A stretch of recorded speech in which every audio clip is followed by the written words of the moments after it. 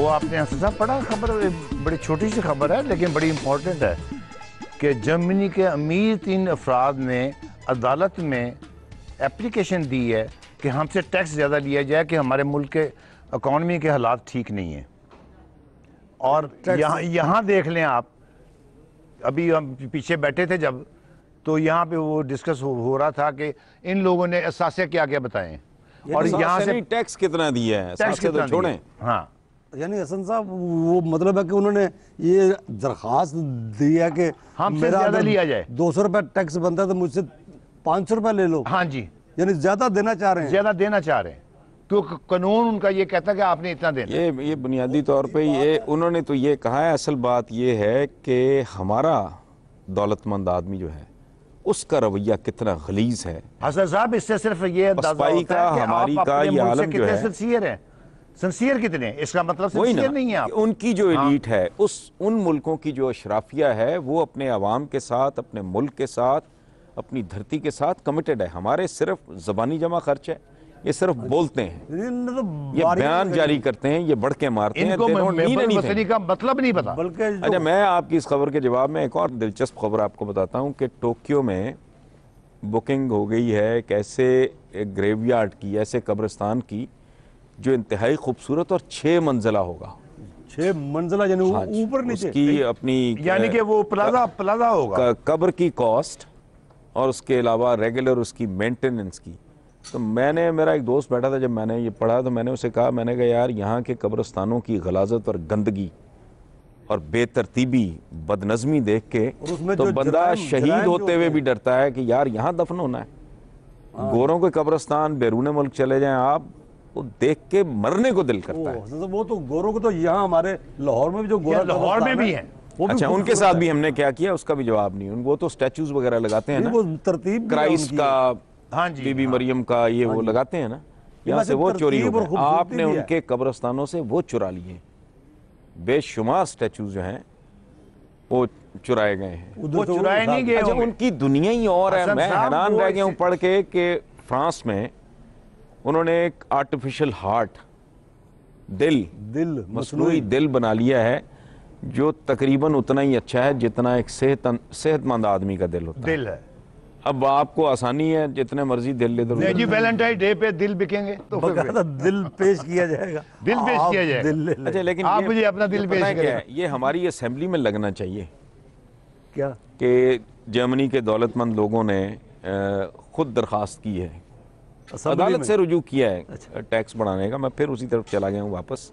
यहाँ प्रेसिडेंट साहब, ये भी मुझे उसी नशिस्त पे पता चला था कि वो भी मुस्तस्ना है, यहाँ प्राइम मिनिस्टर भी मुस्तस्ना है। ये हैरत अंगेज़ बात। अब असेंबली मेंबरान के टैक्स की बात करें, उन्होंने तो अपनी बारियां, जैसे वो होना तो ये चाहिए, चलो जी चलो सियालकोट वाले इन्होंने रखा हुआ है, चलो जी चलो आटे वाले कमा लो, चलो जी चलो चीनी वाले कमा लो, चलो जी चलो बत्ती वाले, बारी बारी ना।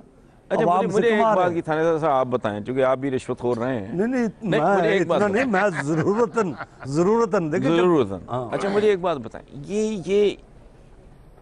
ये क्या नफ्सियात हैं, इनके पेट क्यों नहीं भरते?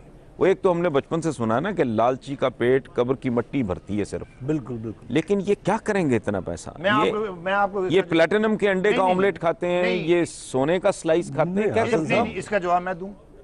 हाँ, वो लोग सिर्फ और सिर्फ खुद जिंदा रहते हैं, अपनी औलाद को पालते हैं, उनके लिए कुछ बना के नहीं छोड़ते। हम लोग 7 नस्लों के लिए बना के छोड़ना जाना चाह रहे हैं। फर्क सिर्फ ये है। इसकी वजह क्या है? इसकी वजह है, मैं इसकी वजह है इनसिक्योरिटी की मैं बात कर रहा था। यस, गैर यकीनीपन, कल क्या हो, अनसर्टेनिटी जो है ना कि कल क्या हो। इसमें निज़ाम का भी कसूर है जो आपको इतना इनसिक्योर कर देता है कि बंदा ये सोचता है कि यार मैं वाकई, जो बात अबरार आप कर रहे हो ना, हाँ, कि 7 क्या 70 नस्लें भी किसी तरह प्रोटेक्ट नहीं होती बाबा, नहीं होती, इस तरह नहीं होता। हसन साहब, दूसरी नस्ल प्रोटेक्ट नहीं होती निजाम, अगर आप हकीकत देखें तो। निजाम की खराबी की वजह भी ये सोच है ना कि आप लीडर हैं और आप फैला रहे इस बात को, मैं इनसिक्योर हूँ, तो फिर थानेदार साहब, मैं आपको लूट मार शुरू कर दें। एक बात बताऊं, वहां पे स्टेट जो है ना, स्टेट वो मदर का रोल अदा कर रही है। ये वैसे अभी इत्तेजाज हसन आएंगे, एक मिनट। वो जो अदलिया की तहरीक के दिनों में कहा करते थे चौधरी इत्तेजाज हसन की जो नज़म थी कि रियासत होगी माँ के जैसी, एक को मिसरा इस तरह का था। वो जो बात आप कर रहे हो ना कि वहाँ माँ का, रियासत का रोल माँ का है, यहाँ सोतेली, खबीस सोतेली माँ का है। इससे भी लफ्ज निकाल लें। वो कहते वो ये सोतेली माँ है जो जुल्म और के जब पाँव जला तो उसने बच्चे पाँव के नीचे रख लेते। ये हमारे वाली रियासत वो बांदरी है, ये अपने बच्चे पाँव के नीचे रख लेते। ये बिल्कुल ठीक, ये अपने बच्चे पाँव के नीचे रख लेती।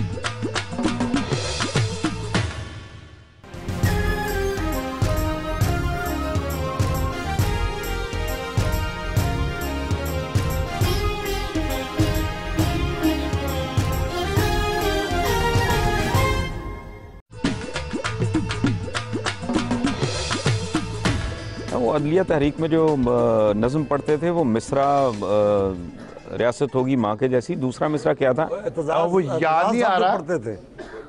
हाँ। आ रहे हैं एतजाज साहब, आपने बुलाया तो है उनको, वो उन्हीं से पूरी, बल्कि पूरी नज़म सुने, पूरी नज़म सुने, बल्कि पूरी नज़म लोगों को अजबर हो गई है। हमें बेवकूफ, नज़म बड़ी लंबी है। कोई नहीं, हमारी सारी नशिस्ती उनकी नज़म की नजर हो जाएगी। ये उनसे पूछना है, खुद लिखी थी किसी से लिखवाई थी? आगे चौधरी साहब, ये आप खुद पूछे ना, खुद लिखी थी कि लिखवाई थी? अस्सलाम वालेकुम हसन जी, क्या कैसे हैं? आपसे मेरी पहली मुलाकात है। आपके खिलाफ बातें हो रही थी। अच्छा। अस्सलाम वालेकुम चौधरी साहब, सर क्या हाल है? क्या हाल है जनाब अजीम साहब?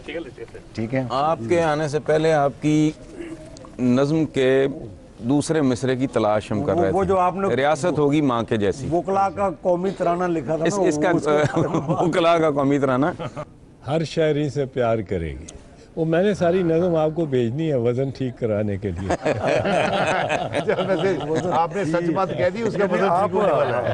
हसन साहब को मुझे ये बताएं, वजारत उस्मा का हलफ कब उठा रहे हैं आप? नहीं कोई, मैं तो कौमी असेंबली में हुई नहीं। कौमी असेंबली वो छोड़ें, वो कौन सा मुश्किल काम है। वो तो आप तो आदि बन जाते हैं, आप तो आदि रुकन असेंबली हैं, आपका असेंबली में जाना वो कौन सा मसला? नहीं, मैं आपके लिए यहाँ आना मुश्किल होगा। 20 साल मेंबर हमारे डेरे पे वहाँ जाना 20-22 साल मेंबर पार्लियामेंट ज़रूर रहा हूँ, पर इस दफ़ा इलेक्शन नहीं लड़ा हूँ।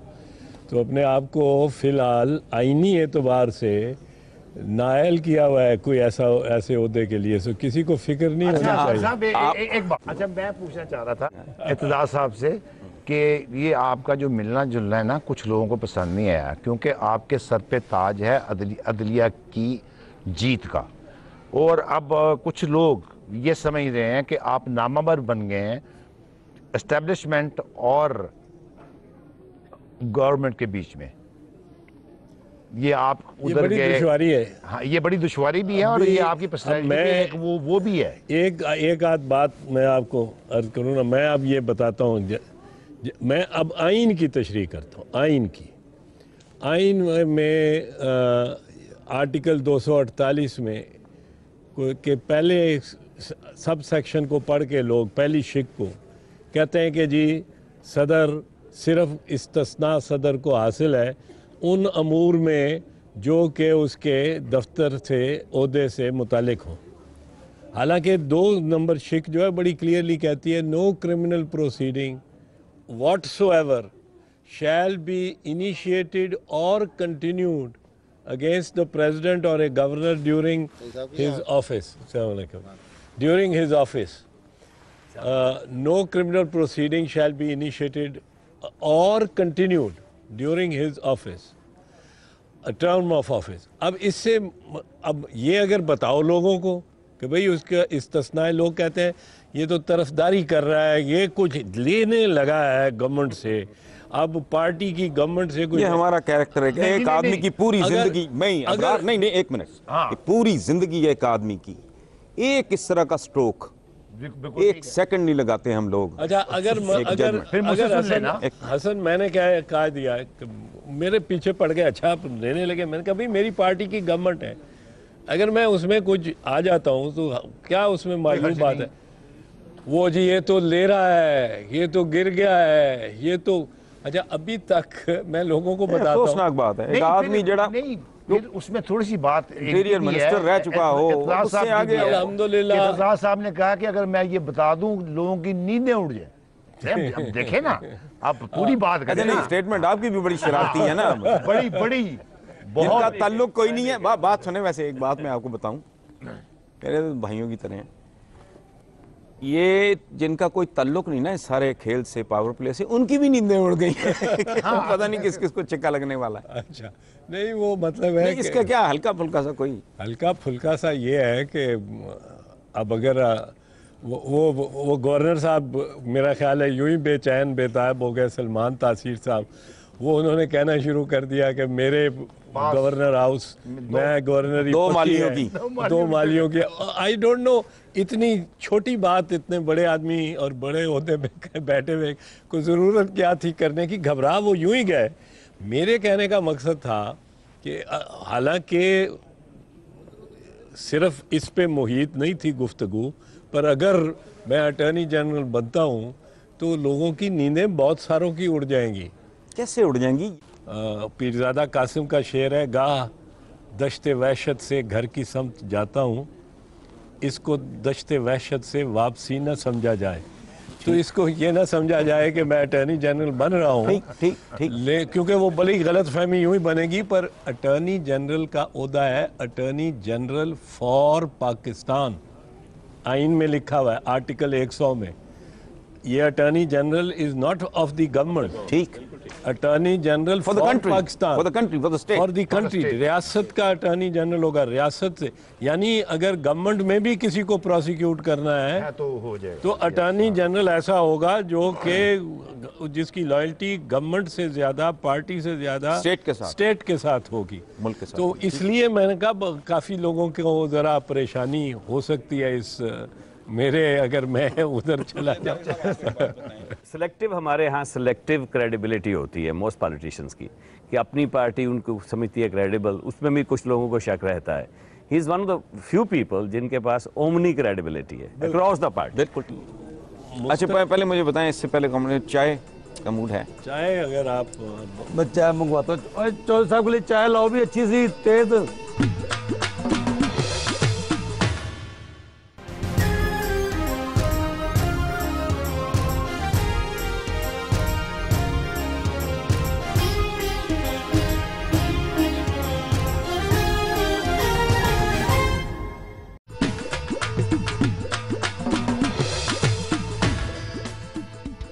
एनआरओ के तहत ख़त्म होने वाले मुकदमात जो हैं उनका मुस्तकबिल और कितनी कैटेगरीज बनती हैं, किस किस टाइप के?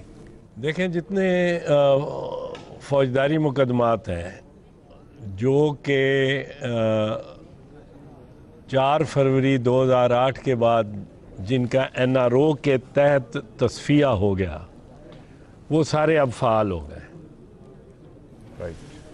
जो जितने फौजदारी मुकदमात और नैब, उसमें प्रेसिडेंट साहब के जो हैं, प्रेसिडेंट साहब के भी, पर प्रेसिडेंट साहब को जिस तरह मैंने पहले कहा, एक आईनी इस्तिस्ना है कि उनको तलब नहीं किया जा सकता। अच्छा, इस इस्तिस्ना के लिए प्रोटेक्शन का लफ्ज़ इस्तेमाल तो नहीं मुनासिब होगा ना? इम्यूनिटी।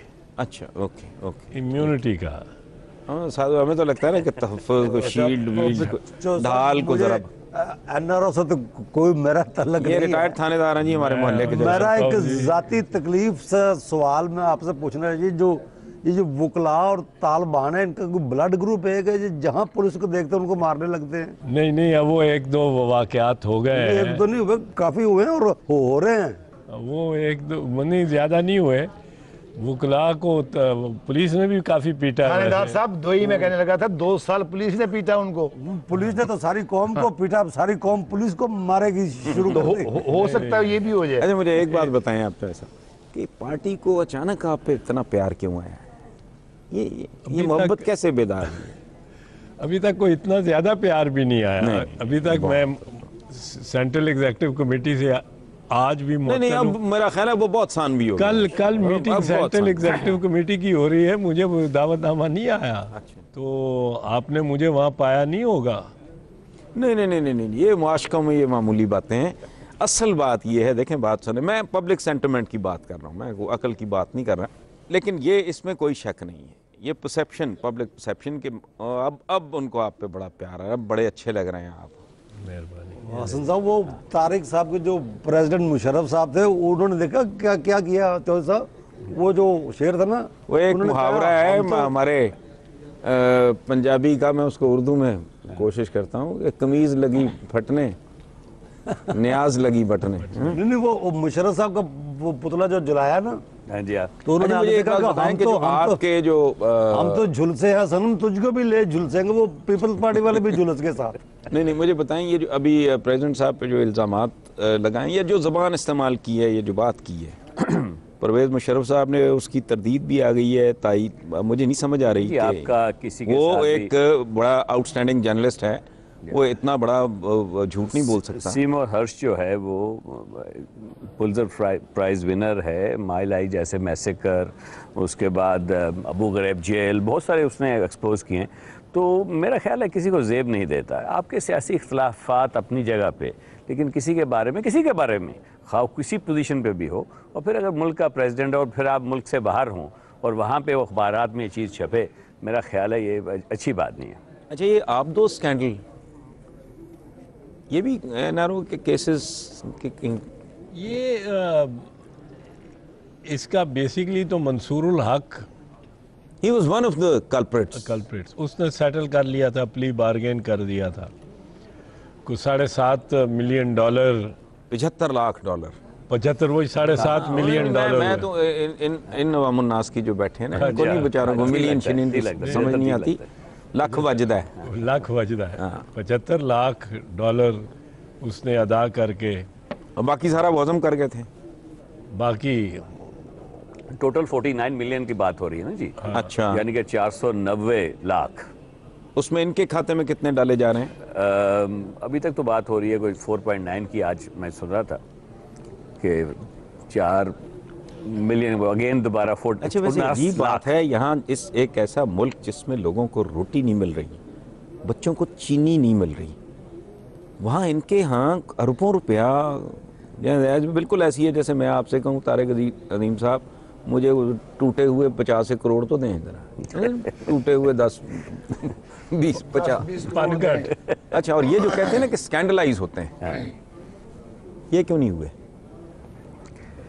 सोचने की बात है। Couple of other people also. हालांकि मैं इससे पहले मिराज खालिद साहब थे, कभी किसी ने उंगली नहीं उठाई। मैं लिख चुका हूँ इसके बारे में कि देखें, जब सर पैलेस की भी बात हो रही थी उसमें भी लिखा, जो लोग सर पैलेस जब बिका भी है, संभाल अब भी जब बिका है हसन साहिब, कोई इतने बड़े अमाउंट में नहीं बिका, वहाँ के प्रॉपर्टी के हिसाब से। और माशाल्लाह दूसरे लोग जो हैं, और देखें इनकी फैमिली देखें, उनके लिए एक ख़रीद लेना मकान लंदन से बाहर 2 मिलियन का 3 मिलियन को बहुत बड़ी बात नहीं है। लेकिन एक दफ़ा कह के कि ये हमारा नहीं है, वहाँ पे फंस गए।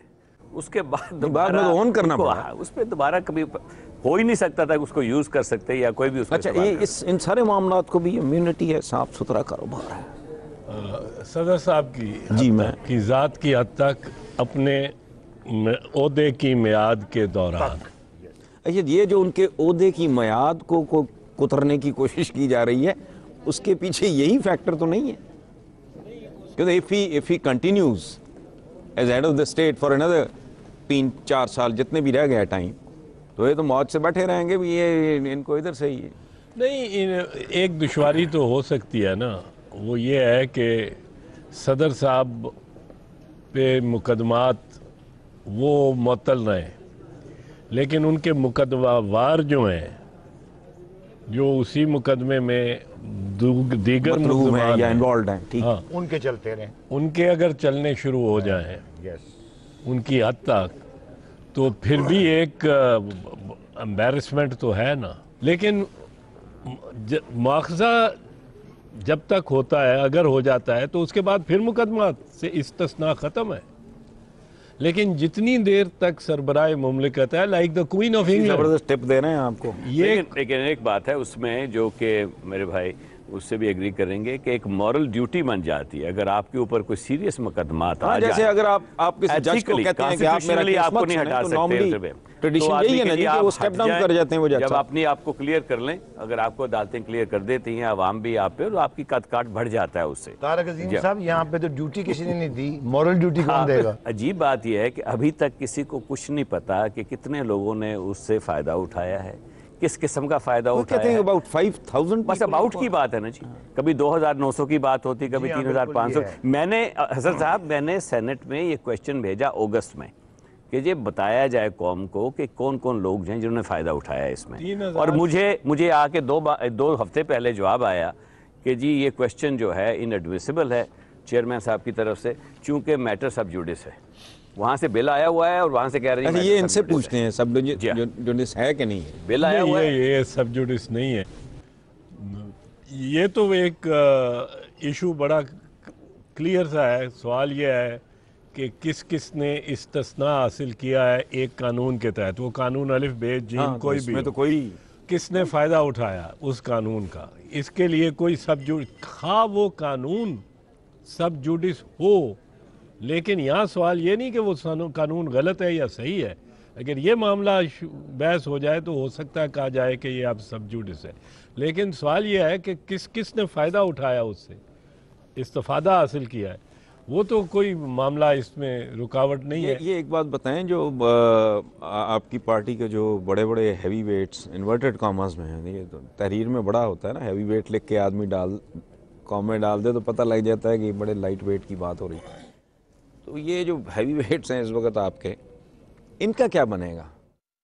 जो भी है, काबीना में है या काबीना से बाहर है, अहम बंदा है या इतना अहम नहीं है, अगर तो उसके खिलाफ फौजदारी मुकदमा है और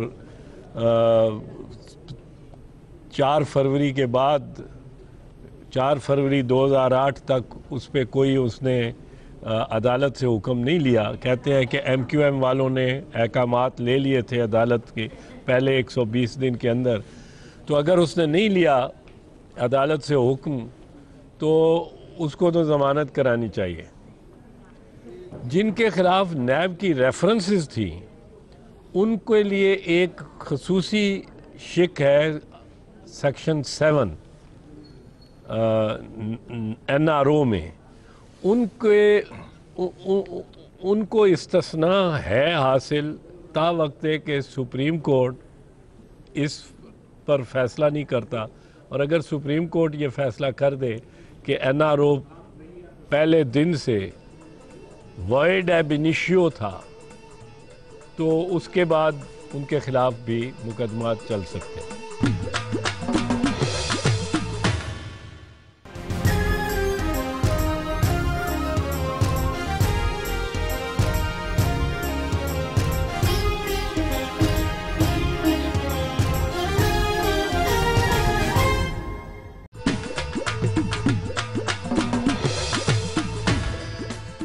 अच्छा, अभी आपने MQM का जिक्र किया, आप क्या समझते हैं कि इस पूरे एपिसोड में उनका रोल या उनका रवैया कह लें या उनका बिहेवियर कह लें, वो कैसा था? MQM की समझ नहीं आती। मतलब MQM तो हुकूमत के साथ और हलीफ है हुकूमत की, लेकिन एकदम पलटा उन्होंने ऐसा बदला बीच में कि जरदारी साहब के। मेरा आपके साथ बहुत अच्छा ताल्लुक़ है, प्यार मोहब्बत है। मैं आपकी 101 चीज़ों के साथ एग्री करता हूँ, फिर 110वीं चीज़ पे मैं कहता हूँ कि ये नहीं ठीक। ये क्या बात हुई? नहीं, इससे लॉयल्टी या कमिटमेंट या इन्वॉल्वमेंट या रिलेशनशिप पे तो मेरा नहीं ख्याल कि इसको इस तरह देखना चाहिए। नहीं, पर एकदम उन्होंने मुतालबा जो कर दिया कि आसिफ जरदारी साहब से अल्ताफ़ हुसैन साहब ने जो मुतालबा किया वो इस्तीफ़े का था। बाद में कहा कि इस्तीफ़ा नहीं, हमने कहा कुर्बानी दो। लेकिन एक प्रोग्राम में जो मैंने सुना, एंकर पर्सन ने इस्तीफ़े का जिक्र किया सवाल के अंदर, और अल्ताफ़ हुसैन साहब ने जवाब में उसको मतलब है इस्तीफ़े का लफ्ज़ इस्तेमाल नहीं किया, पर ये तायद की कि हाँ कुर्बानी हम चाहते हैं, कुर्बानी देनी चाहिए। कुर्बानी तो बहुत एब्स्ट्रैक्ट किस्म की और टर्म है जी। इस्तीफ़े के रिस्पॉन्स में सवाल और जवाब को अच्छा। साथ देखें तो वही कॉन्टेक्स्ट बनता ये है। तारिक अजीम साहब, आप एक बात बताएं, आप NRO की मुखालफत की आपने? जी हाँ। जब आप इक़्तिदार में थे उस वक्त ये आपको ख्याल क्यों नहीं आया? ये ऑर्डिनेंस के तौर पे आया। अगर ये लेके आते उस वक्त तो हमारी मेजॉरिटी थी नेशनल असेंबली में भी और सेनेट में भी, तो इजीली पास हो सकता था। इसको बुलडोज करके भी आप पास करवा सकते थे। पहली दफ़ा हसन साहिब 4 अक्टूबर को एक डिनर होता है प्राइम मिनिस्टर हाउस में, जब ये बताया जाता है प्रेसिडेंट साहब की तरफ से कि जी ये NRO में लेके आ रहा हूँ, वो भी यानी कि 6 तारीख को प्रेसिडेंट साहब का इलेक्शन है, तो 4 की शाम को बताया जाता है, 5 को इसको इशू किया जाता है और 6 को उनका इलेक्शन हो जाता है। तो उस वक्त से ये था कि जी फैसिलिटेट करने के लिए उनका इलेक्शन, तो इट वाज ऑब्वियस कि दोनों तरफ से क्विड प्रो ये क्वो भी ही कहा था। होगा कि आवाम के वसीतर मुफाद में और वो मुल्क तो की खैर इस्तेहकाम के लिए जो अब मुझे एक बात बताएं, आपको ये गवर्नमेंट एक साइंटिस्ट के तौर पे, पॉलिटिकल साइंटिस्ट के तौर पे बताएं कि ये टर्म पूरी करती नज़र आ रही है? देखिए हसन, मेरे ख्याल में अगर 2-4 चीज़ें कर दी जाएं तो ज़रूर यकीनन मियाद पूरी की जा सकती है। एक तो ये है कि जाहिर है अवाम इस वक्त बड़ी सहमी हुई, डरी हुई, घबराई हुई, बाज़ारों में बम चल रहे हैं, खुद कुछ की समझ नहीं कहाँ किस वक्त कौन चला आ रहा है, महंगाई है बहुत किस ज़्यादा, रूप में चला आ रहा है, महंगाई है, बेरोज़गारी है, स्कूलों में की फीसें ही नहीं, बच्चे स्कूल नहीं जा रहे। तालीम का एक क्राइसिस आ गया है, पानी का एक क्राइसिस आ रहा है, बिजली का एक क्राइसिस है। तो हालात बहुत बुरे हैं और कौम सहमी हुई, डरी हुई, मायूस सी ज़रा सी है। थोड़ा सा अगर हुकूमत बाहर निकल के गले लगाने लोगों को नज़र आती हो कि ये भी घबराए हुए नहीं है, हुकूमत डरी हुई नहीं है, हुकूमत बंकर में नहीं चली गई, एतमाद से बाहर निकले, हालत जंग में हैं हम, इसमें इस तरह निकले, यूं कर लें। बड़ा इससे फ़र्क पड़ेगा। दूसरी चीज़ है कि इख्तियारात का जो मतलब है को बांटना, 17वीं तरमीम, ये इस किस्म के मसाइल पे ज़रा पार्लियामेंट की को एम्पावर किया जाए, एम्पावरमेंट पार्लियामेंट की, ये बड़ी ज़रूरी है। और ये अगर हो, मतलब है मेरा तो मशवरा अपनी गवर्नमेंट को, अपने कायदीन को, क़यादत को यही है कि इस किस्म का मामलात होने चाहिए और इससे देरपा हो जाएगी हुक्मरानी भी इनकी और मुस्तकम भी हो जाएगी। एतज़ार साहब सिर्फ इसलिए नहीं रोकी हुई कि नवाज शरीफ साहब को तीसरा टर्न्योर ना मिल जाए? नहीं, नवाज शरीफ साहब को क्यों नहीं झाड़ देते? हाँ, ये क्यों नहीं खत्म करते? इक़्तिदार प्राइम मिनिस्टर उनका अपना। और एक और बात, मुझे एक बात की समझ नहीं आती, जरदारी साहब का इमेज जो कुछ भी था, जैसा भी था, उसमें एक बात ज़रूर थी कि एक दलेर आदमी है, डेयरिंग आदमी है। ये उनके इमेज का जो पैकेज तैयार हुआ है इस मुल्क में, राइट और रॉन्ग मुझे नहीं पता, उसमें ये शामिल था। वो लोग का प्लेयर है जी, ये है वो है, ठीक है। ऐसा बंदा अगर प्रेसिडेंट हाउस से बाहर एक रात के अलावा शायद उन्होंने नहीं गुजारा, और वो इस तरह वो रिट्रीट पे और दबक के बैठ जाना, ये तो बड़ी अफसोस की बात है जी। उसमें अच्छा, उसमें एक क्या- अजीब बात क्या ये हुई हसन साहब, उनके सॉरी, इक़्तिदार ने उनको कमज़ोर कर दिया उनके है। किरदार यकीनन जैसे आपने कहा, और उनका जो एक इम्प्रेशन था उससे ये मुनाफी है। और ये देखें कि अभी उनके impression टर्किश चीफ आया, आर्मी चीफ, वो गया, वो जाके हमारे जो जवान हैं उनको शाबाश देने के लिए और उनका हौसला बुलंद करने के लिए वो गया। और हमारे प्रेसिडेंट साहब सुप्रीम कमांडर हैं कॉन्स्टिट्यूशनली आर्म फोर्सेस, मैं वही अर्ज कर रहा हूं ना जी, चाहिए वहाँ अब पे। मेरा ख्याल बिल्कुल है ही शुरू कर कॉन्ट्ररी देंगे। टू हिज इमेज मेरा करना ख्याल है चाहिए और शुरू- हमारा उनको एक मशवरा, मुफ्त अच्छा, वो मशवरा मुल्क यही में है। रहे भी तो नहीं ना इतना ज्यादा। हाँ, मेरा मुफ्त ख्याल है मशवरा शुरू यही है कर कि उनको देंगे। करना चाहिए। नहीं 17th कर दें तो amendment बेहतर है जी। कम से वो कम लोगों 17th का amendment भी खत्म मोराल करें। जो है, लोगों का मोराल उठाना बड़ा ज़रूरी है बल्कि इस एतज़ार वक्त। साहब, अभी आपने जो बातें की हैं वो सबसे ज्यादा यही है कि हुकूमत जो है वो बैंकर से बाहर आए, लोगों में आए। और सबसे बड़ा खतरा क्रिटिसिज्म है, यही इसके बावजूद कि आए। ऐसा लगता है कि हुकूमत नाम की चीज़ कोई नहीं है, गवर्नेंस कोई नहीं है और सारी हुकूमत ऑटो पायलट पे है कि जिस तरह भी अच्छा, चल ये पड़े। जो अभी अबरार ने बात की है कि बैक ऑफ द माइंड क्या मतलब शौरी तौर पे, ये तो नहीं कि जी मियां नवाज शरीफ को तीसरी दफ़ा प्राइम मिनिस्टर बनने का मौका ना मिले, इसलिए यानी देखिए भेड़ों के हसन, छत्ते में किसी ना किसी ने तो बनना है। सारी उम्र तो ना यूसुफ रजा ने, ना वो आसिफ अली जरदारी ने रहना है। तो अगर मियाँ नवाज शरीफ तीसरी मरतबा बन जाएंगे क़यामत आ तो क्या क़यामत क्या आ जाएगी। ये तो सोचना तो इस तरह चाहिए, किसी को एक को का रास्ता बंद करके कोई फ़ायदा कोई इसका तो कोई नहीं है। तारिक साहब ये तो टाल गए हैं हमें, आप बताएं मुझे कि आपका अंदाज़ा क्या है, ये टर्म पूरी होगी, आने वाले दिनों में आप क्या देखते हैं? जी बहुत ही एक आइडियल अपॉर्चुनिटी थी, ये अभी भी है प्रेसिडेंट ज़रदारी साहब के तहत। ये तो सब जानते हैं कि वो एक बैगेज कैरी करते थे, उसको एक अल्लाह ताला ने एक मौका दिया, मैं यही कहूँगा अल्लाह ताला ने मौका दिया। तो अब ये बड़ा एक अच्छा मौका था, अब है उनके पास अभी भी, जैसे मैंने कहा कि उनके पास चॉइस है कि 17th अमेंडमेंट की बात जैसे कही चौधरी साहब ने, यानी कि अभी भाई मौका है, आप बिल्कुल है, अभी भी मौका है। कितने फीसद बाकी रह गया ये मौका? मेरा ख्याल अभी है, अभी कोई टाइम बाई कर सकते हैं, यानी कि अभी जो उनके 9 रतन हैं उनमें से कुछ को फारग कर दिया जाए, जो कि अवाम मेरा ख्याल 9 तो नहीं है चले 5 से ले ले, तो उसमें से अगर 3-4 को फारग कर दें तो कम से कम अवाम पे जो एतबाद का बहरान है इस वक्त, यानी कि उन लोगों की वजह से काफ़ी लोग उनको प्रॉब्लम आई है बहुत ज़्यादा, लेकिन वो यारों के यार हैं जैसे हमेशा वो कहते हैं, तो इसलिए शायद ये मुश्किल उनको आ रही हो। 17th अमेंडमेंट के बारे में उन्होंने कहा कि जी पहला तोहफा मैं दूंगा जैसे मैं जाऊंगा इलेक्ट होऊंगा, वो नहीं हुआ। एक वो कर दें और ये कर दें, दोनों चीज़ कर दें, तो मेरा ख्याल उनका कुछ एक इमेज भी ठीक होगा, और दूसरी बात ये होगी कि ये उनको टाइम गेन होगा, और कोई पता नहीं होता हालात का कि कैसे हालात आ गए। उस वक्त करेंगे जी जैसे जो उनका रिकॉर्ड है, मजबूरी के तहत, जब उसका उन्हें क्रेडिट नहीं मिलेगा। अदलिया की बहाली का मैं नहीं समझता कि इस हुकूमत को क्रेडिट मिला है। Everybody knows. मेरी 2 तजावीज़ और इनकी ये भी मैं वैसे करके करता रहा हूँ। एक डीबंकराइजेशन, एक इख्तियारात मैदान में आओ, मर्द बनो। इख्तियारात में का बांटना और उनका शेयर करना विद पार्लियामेंट की एम्पावरमेंट, और तीसरा कुछ अनासिर की तत्हीर। बिल्कुल ठीक, तीनों इंतहाई पते की बातें और बड़ी सादा है। ये जो इतना मुझे इस बात पे हैरत होती है कि ये बेसिक बात है जो आप बिलो एवरेज आदमी को इन हालात में अगर बताएं तो वो समझ जाएगा। इनका कहना है कि आपका कहना है ये नहीं करेंगे, मेरा कहना है कि ये तीनों हो जाएंगे। चलें, अल्लाह करे हो, मुझे तो इस बात पे खुशी होगी, तो लेकिन टाइम बाई किया जा सकता है, लेकिन इसके लिए जो आपकी बात भी वजह है कि टाइम मेरा ख्याल शायद इनको पहले कर देना चाहिए था, लेकिन यहाँ पे कोई इख्तियार नहीं देता जी। यहाँ पे तो कोई नायब कासद भी हो तो वो भी अपने इख्तियारात नहीं छोड़ता। ये तो प्रेसिडेंट है माशाल्लाह, सारे हुक्मरान है सारे मुल्क का, तो ऐसे आसानी से नहीं छोड़ेंगे वो। माशाल्लाह इनकी पार्टी के अंदर बहुत सारे लोग, प्रेजेंट कंपनी इंक्लूडेड, जो माशाल्लाह एनी पोस्ट को कैपेबल हैं होल्ड करने के।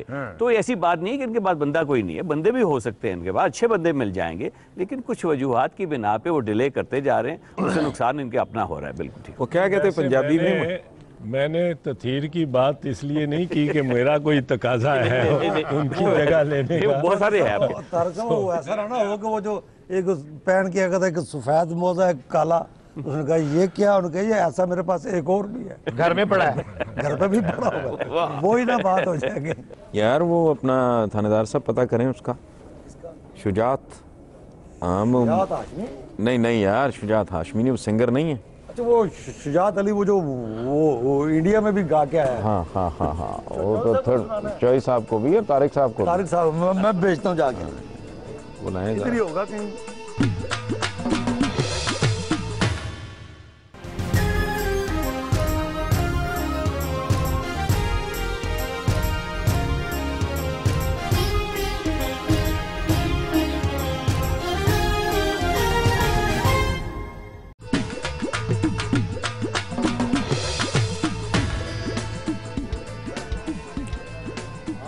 अच्छा ये आ गए शुजात साहब, आइए।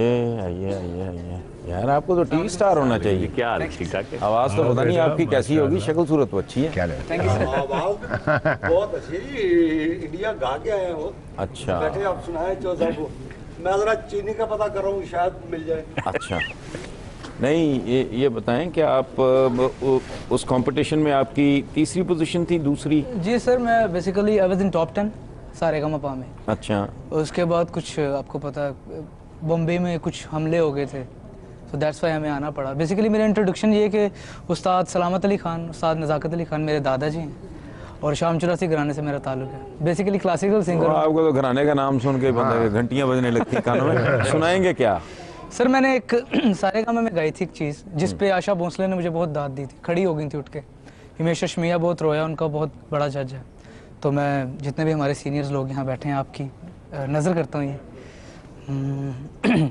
सावन भी तो जाए पेहरवा, सावन भी तो जाए पेहरवा, मन मेरा घबराए,